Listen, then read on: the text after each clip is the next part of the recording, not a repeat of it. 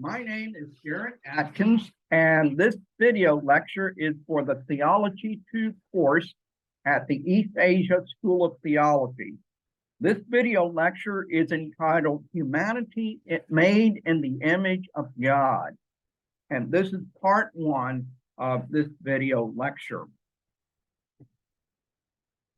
So let me begin this video lecture by giving you a thought experiment. Suppose that a visitor from another planet arrived at Earth and that by some miracle of technology, we are both able to communicate with each other in English. This alien, this visitor from another planet, then asks you to explain who or what you are. And so the question is, for you is, how would you explain who or what you are to this visitor from another planet? Take a few moments to think about that. How would you explain who or what you are to this visitor from another planet? The reason why I gave this thought experiment to you is because this leads us to the question, who am I? One of the great questions in life is the question, who am I? Our understanding of who we are is very important because how we answer this question influences how we live our lives, how we treat others, and how others treat us.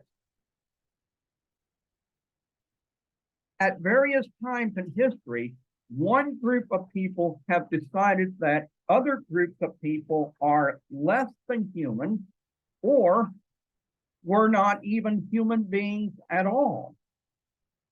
For example, for hundreds of years, whites in America believed that blacks weren't really humans at all. And this belief enabled them to justify enslaving the blacks for hundreds of years. It took a terrible civil war at the cost of 600,000 lives to set these slaves free and to end slavery in the United States.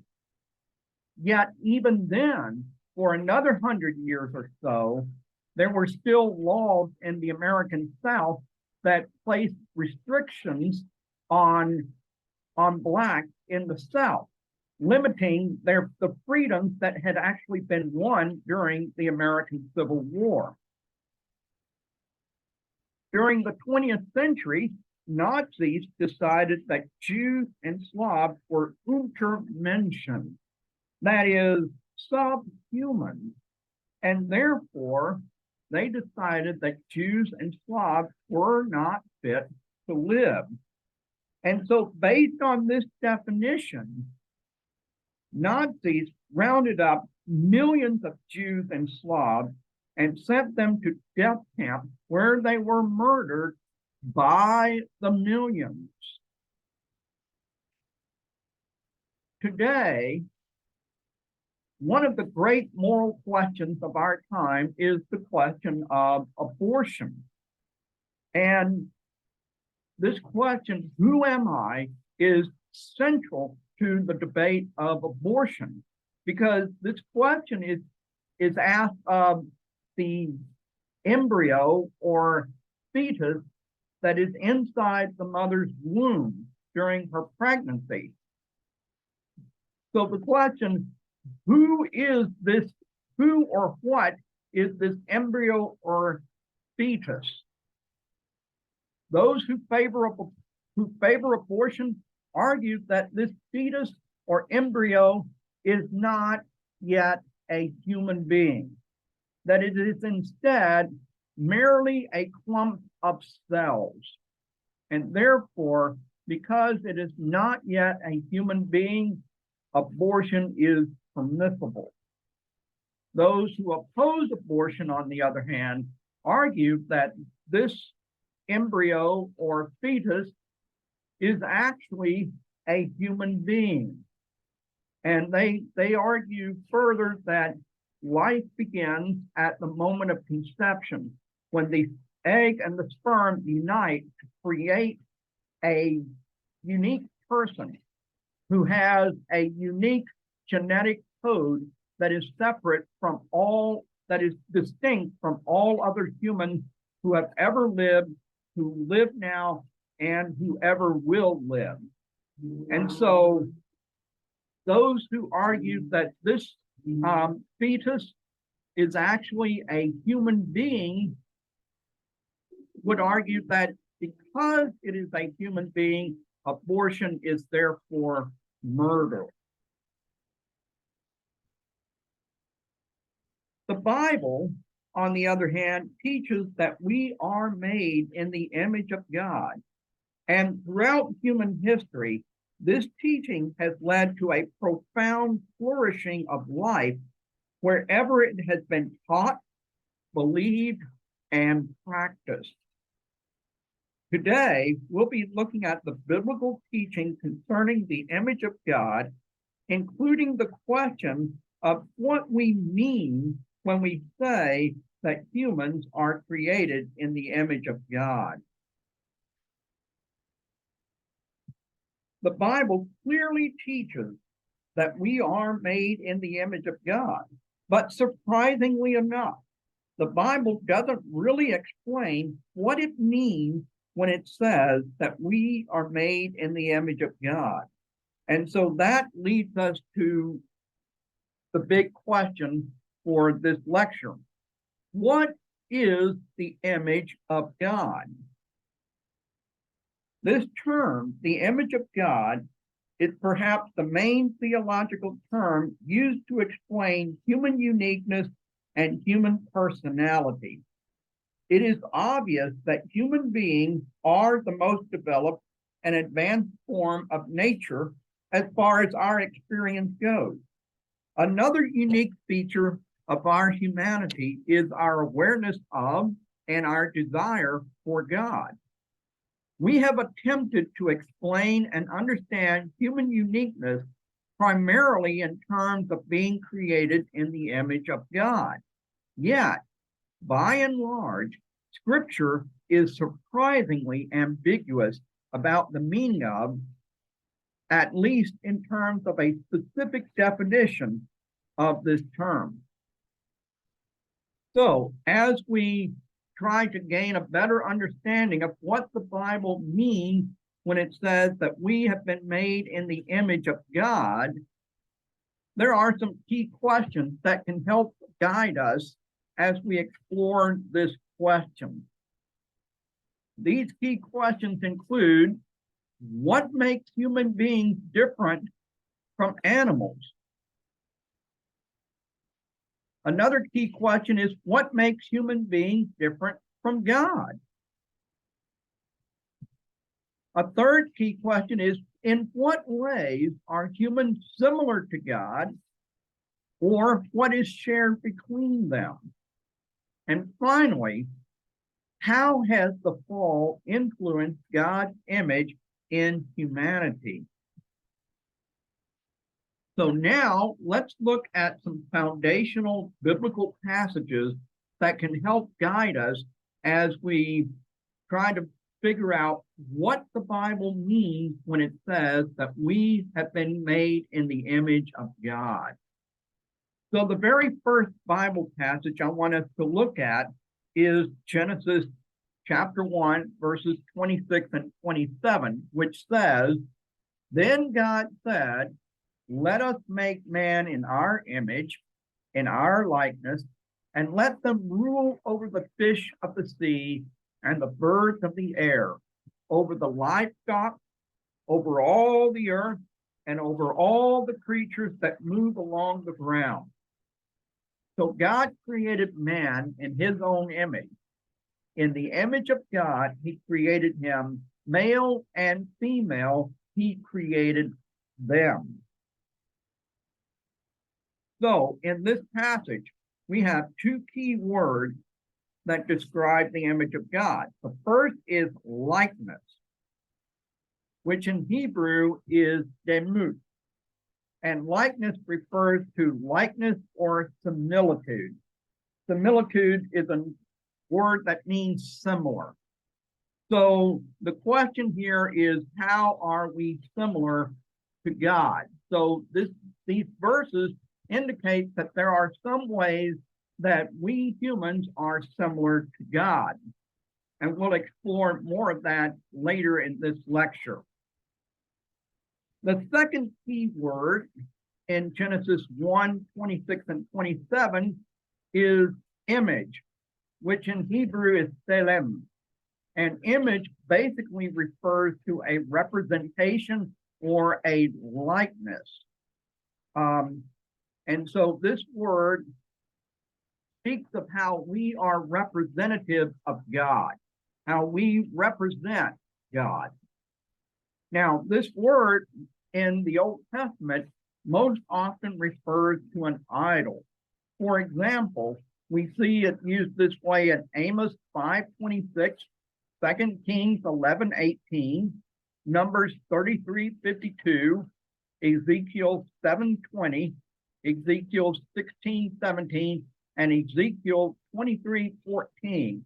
But 5 times in the Old Testament, it is used of man in the image of God. And twice it is used when speaking of the golden copies of mice and swellings that afflicted the Philistines. And you can see that reference in 1 Samuel 6:5 and 6:11. Now, figuratively, this word is used to denote the concept of empty, image, and semblance. For example, Psalm 39:6 says, "Surely every man walks about as a phantom or image." See also Psalm 73:20.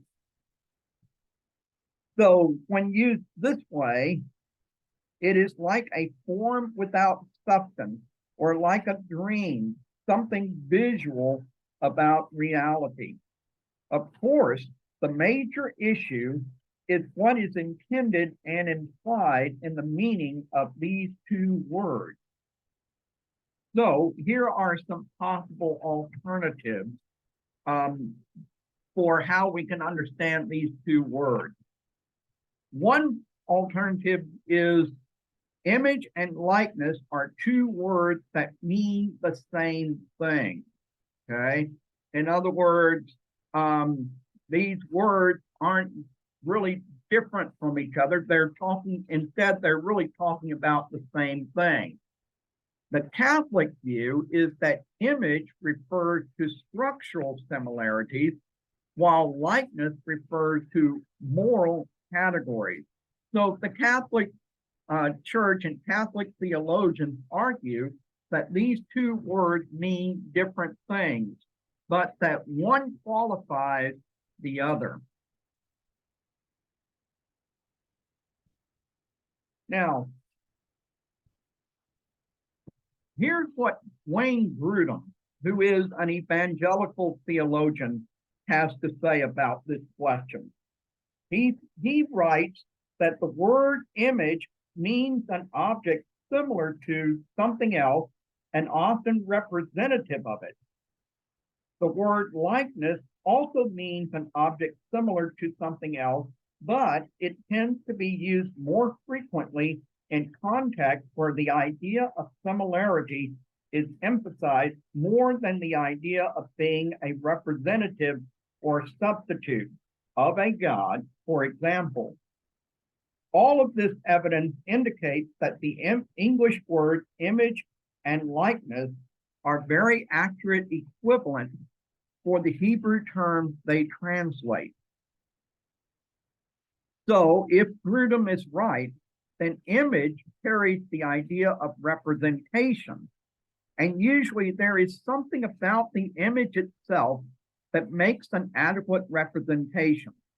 Likeness puts more stress on the similarities, so it can also carry the idea of representation.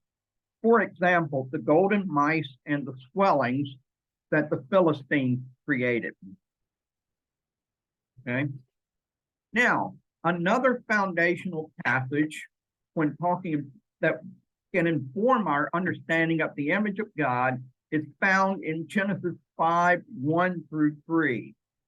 These verses say, when God created man, he made him in the likeness of God. He created them male and female and blessed them. And when they were created, he called them man. When Adam had lived 130 years, he had a son in his own likeness, in his own image, and he named him Seth. So here I've shown you what Hebrew words are used for likeness and image in these verses. So we see that the word demut is used to sum up the creation of man instead of Selim, as in Genesis 1:27. Clearly, the point of this verse is a bit of a contrast. God created man in his likeness, and now man, that is Adam, was propagating children in his own image. It is not stated, but there may be implications that Adam is now seen as passing on his own sinful nature to children who are like him. In Genesis 9:6, this verse takes place, this verse comes after the end of the flood. And if you'll recall, Noah and his family came out of the ark, and Noah offered up a sacrifice to God. And so in his response, God says these words in Genesis 9:6. Whoever sheds the blood of man, by man shall his blood be shed. For in the image of God has God made man. The prohibition of murder and the profound value of human life is centered in the image of God. So we contrast this truth with a secular society that grounds the value of human life in such things as beauty, usefulness, fame, and wealth. In other words, what Genesis 9:6 tells us is that the value and worth of human beings is found not in how beautiful they are or how handsome they are. It's not found in how useful they are. It's not found in how famous they are. It's not found in how wealthy they are or any other attribute or characteristic that we find useful or meaningful in a worldly sense. Instead, the value, according to the Bible, humans have value because we are created in the image of God. Let's look at James 3:9, which says, with the tongue we praise our Lord and Father, and with it we curse men who have been made in God's likeness. And so here we see in the New Testament this continuation of the teaching of the image of God. Now, in this verse, the Greek word translated as likeness means likeness, resemblance, or image, or copy. Thus, it carries the same idea as the Hebrew term.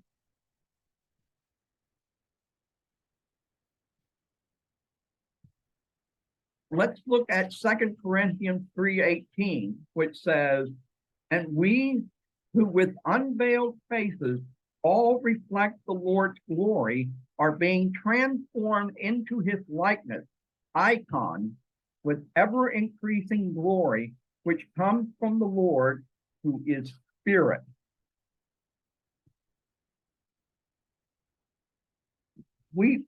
What this verse tells us is that we are not merely in the image of God, but that we are, as Christians, being transformed more and more into Christ's image. This is a restoration of the image as it was intended to be expressed and lived out in us. In other words, the fall somehow marred the image of God, and now because of what Christ has done on the cross, and because of what Christ is doing in our lives, part of the process of sanctification is having the image of God restored to what it originally was before the fall.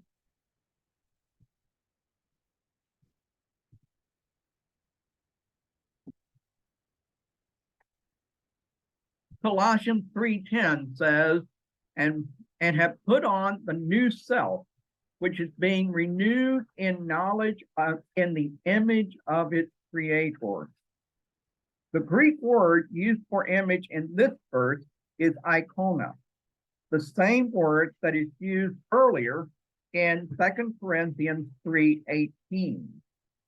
Okay, so the Greek word for image is icon, and its various forms. So here are some alternative understandings of the image of God in humanity. So one alternative understanding is the image of God as corporeality, or as a bodily form. In other words, God has a physical form, and humanity's physical form is also somehow similar. Mormons take this view because one of the common slogans of the Mormon church is this: as man is, God once was. As God is, man will one day be. And so Mormons believe that Adam was a man who later became a God, and that in the same way that Jesus was once a man who became a God. And so that's why they say, as man is, God once was, meaning God was once a man like you and me, or human. As God is, man will one day be. In other words, humans will one day become like God, become gods in their own right, full deity. Okay, so that's one alternative understanding of the image of God. This understanding was also held by C. Ryder Smith. He argued that Israelites believed that God had a visible form, though not a material one. Man was given a material form, but one that resembled God. 50 years later, H. Gummel suggested the same thing and argued that the injunction against idols in the second commandment was because man alone bears this resemblance to God.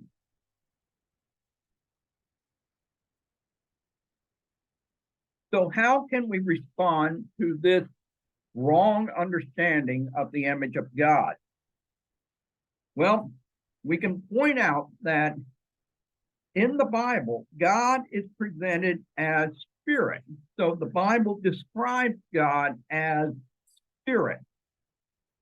This does not rule out some kind of bodily, that is, distinct form, but Scripture does not seem to entertain God as having any form.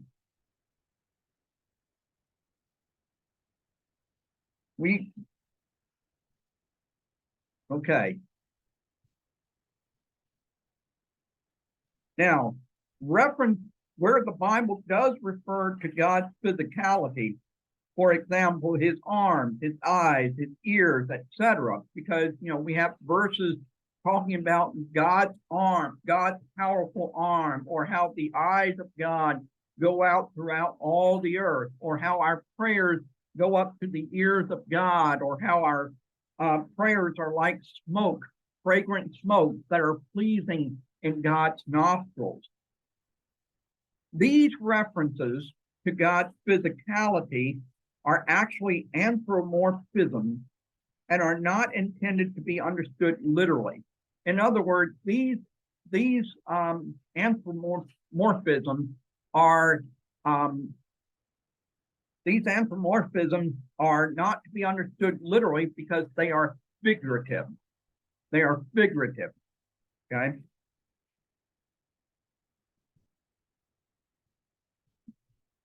We also have the truth of the image of God as spirit. Humanity is given a soul and is thus able to relate to God because God is spirit. And because he has given us a soul, we are also able to relate to God. Now, Eichroth's understanding is that human beings have a God-given soul. Thus, because of soul, they are not limited to space and time, ultimately. And according to Eichroth, they have a spiritual superiority which enables them, even though they are sinners, to be capable of fellowship with God. Thus, the focus of this view is on the immaterial side of human beings, which enable them to relate to God. So this understanding of God says that the image of God within humans is primarily our spirit. It primarily exists because we have a spirit which God has placed inside us. Thus, so that's why we say that the focus of this view is on the immaterial side of human beings, which enable them to relate to God. So how can we respond to this understanding of the image of God? We can ask, is this really a comprehensive enough view of God's image? Because yes, we do have souls, and our souls enable us to relate to God, who is spirit. But what of Genesis 5:1-3? Does this understanding satisfy that passage where Adam had a soul because he was in God's likeness? But are we to understand that Adam passed this on to his children? And then we have the question, what is being renewed in the New Testament? Is it only the soul of the believer? Or is it and will it be more than that? So what we can say of this understanding of the image of God is that it is incomplete. It contains some truth, but not the whole truth. Then we have an understanding of God, of the image of God as mirroring God.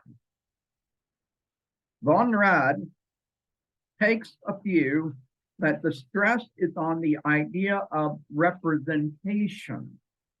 That is, we represent God in the world. We reflect or mirror God. The emphasis is not on what man shares in common with God. The stress instead is on the whole person reflecting God. But von Rad apparently stressed the body, but not to the exclusion of the spiritual. Now, John Calvin may have had a similar view, though he stressed the soul. He wrote, "For although God's glory shines forth in the outer man, there is no doubt that the proper seat of his image is in the soul." Calvin sees the two terms as somewhat synonymous, but likeness as explanatory.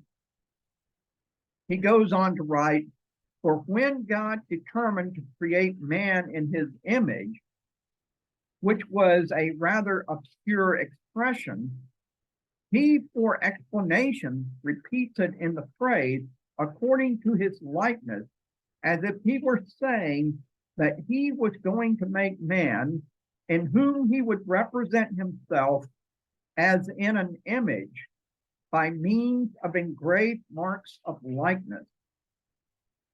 And then again later, in speaking of Colossians 3:10 and Ephesians 4:24, John Calvin says, from this we infer that, to begin with, God's image was visible in the light of the mind, in the uprightness of the heart, and in the soundness of all the parts. Since knowledge, righteousness, and holiness appear to be primary in what God is renewing, Calvin reasons, they are probably of first importance in God's creation. It seems to me that Calvin placed the stress on man's function of representing the glory of God in his whole being, but especially in the soul, and knowledge, righteousness, and holiness especially, man shows God's glory. There is a substantive reality in the likeness, but Calvin doesn't try to define image in these terms. Rather, functionally, our likeness, whatever that precisely is, presents God in his glory. So, how can we respond to this understanding that the image of God is the way we have the image of God is that we somehow mirror God? Well, the image, we can say that the image, that this is a distinct possibility, although John Calvin may have been carrying the purpose of man into this discussion. Okay. Another way that we can understand the image of God is the image of God as dominion. Okay.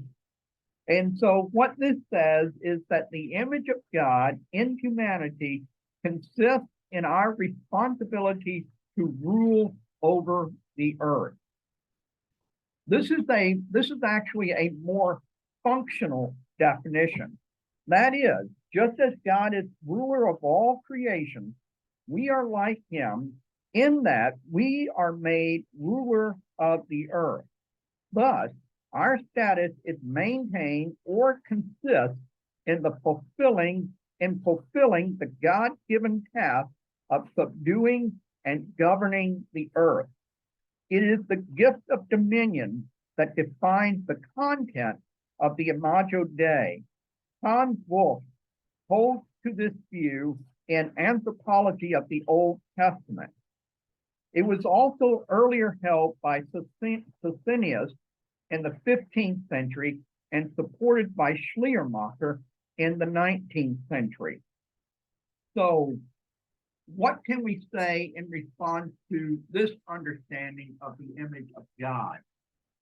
Well, we can say that it's probably better to see dominion as derivative, not constitutive of the Imago Dei. In other words, because we are in God's image, God gave us the responsibility to care for his creation.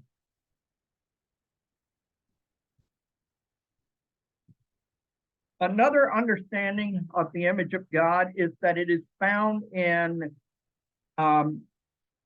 the male and female realities of our lives. In other words, the image of God consists of the harmonious relationship of male and female.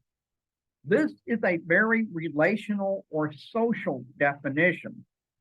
That is, as the persons of God coexist harmoniously within the Trinity, the Imago Dei is taken to mean the same thing among the genders. Apparently, this was first proposed by Karl Barth. This is epitomized in the male-female relationship into which humanity was created. The ability to relate as man and woman is what differentiates us from the animals and is the fundamental defining characteristic of humanness. Paul Jewett also takes this tack, though his primary interest was to show the equality of men and women. Then we have the understanding of the image of God as being as rational, moral personality. This has been commonly held throughout history, but with different emphases. So the Catholic view says that the image refers to human rational capacity and likeness refers to human moral capacity. Aquinas, for example, held that the image of God refers to our reasoning ability, which includes both emotion and volition. In our intellect, we are most able to imitate God. Likeness is holiness, also given to us originally, but only on a probationary basis. In the fall, the likeness is lost, but not the image. Therefore, we can still reason to God. We can still know and understand him, and the will is free. And this is part of the reason why Luther, reacting so heavily Aquinian Catholicism, entitled one of his most famous books, The Bondage of the Will. So the Catholic understanding is that the image consists in moral ability. That is, we resemble God in the sense that we are able to know good and evil and decide according to moral principles. This is what distinguishes us from animals. An innate awareness of right and wrong. We are able to make moral choices, whereas animals act solely upon instinct.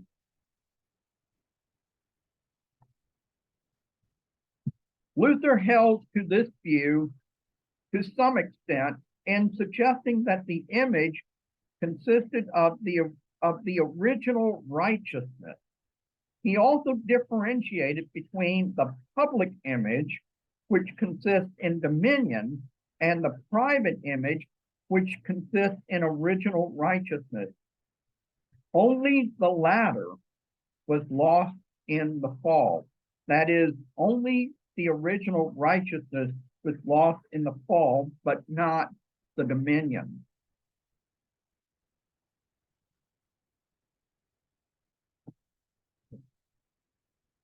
Image consists in both rational and moral ability. This view has been held largely by Reformed theologians.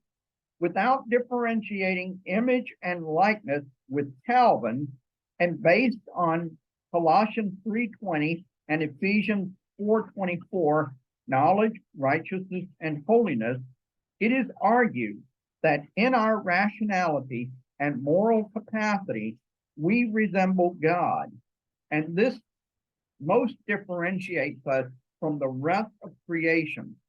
It also tends to look to Jesus as the ideal man and ideal humanity, who was himself declared the image of God. And for reference, you can see Hebrews chapter 1, verses 1 through 3, and Colossians 1:15.